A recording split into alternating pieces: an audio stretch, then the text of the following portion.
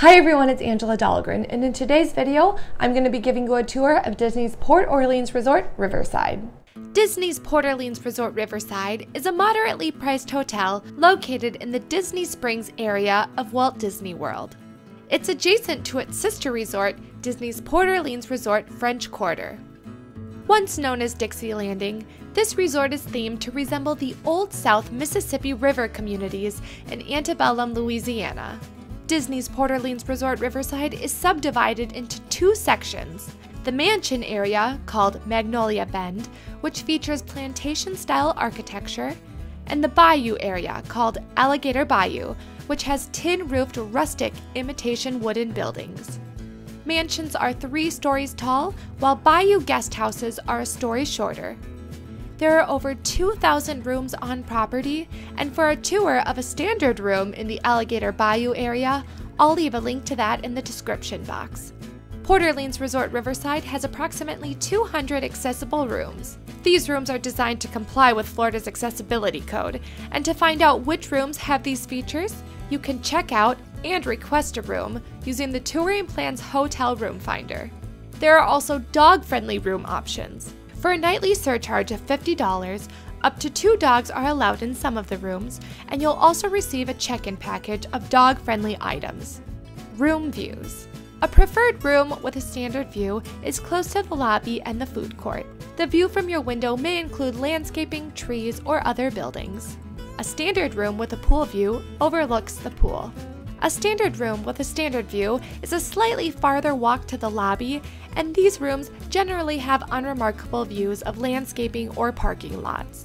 And a Riverview room has a view of the Sassagoula River.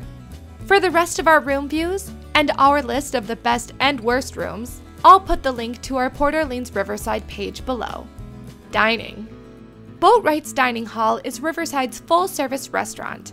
Exceeding expectations for a non-signature dining location in both food and service, you'll find a truly satisfying meal with friendly and honest service. Boatwright's Dining Hall is open for dinner from 5 p.m. to 9 p.m. Riverside Mill Food Court is set up like a food court at the mall. There are several different stations, each selling one set of meals, such as pizza, pasta, sandwiches, etc. This food court is open for breakfast, lunch, and dinner, and the hours are 6:30 a.m. until 11 p.m. River Roost Lounge is a standard bar with specialty drinks and a small selection of appetizers. Open from 5 p.m. to 12:30 a.m., look for live entertainment on some evenings. Muddy Rivers Pool Bar offers poolside specialty drinks and a limited selection of cold sandwiches and salads from 11 a.m. until 9 p.m. And finally, pizza delivery is available to your room. Disney's Port Orleans Resort has 6 pools. The largest pool, Old Man Island, is highly themed with a water slide and afternoon entertainment. The other 5 pools are smaller, quiet pools designed for relaxation, and I will list where they're located right here.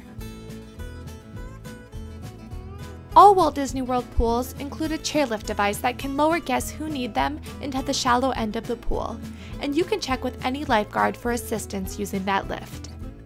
Transportation to the parks is provided via bus, and that bus stop sits along the front wall of the lobby. Port Orleans Riverside does not share bus service with any other resort. As far as getting to Disney Springs, you can do that via water taxi, but I think you can get there by bus as well.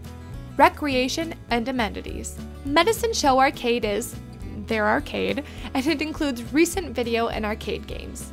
Fulton's General Store is their huge gift shop. There's also a playground near Old Man Island for little ones to get their wiggles out. And finally, you'll find movies under the stars, campfire activities, poolside yoga, bike and Surrey bike rentals, horse-drawn carriage rides, fishing, and a 1-mile jogging trail along the Sassagoula River. That's all I have for today. If you have any questions, leave them below, and I'll see you next time. Bye-bye!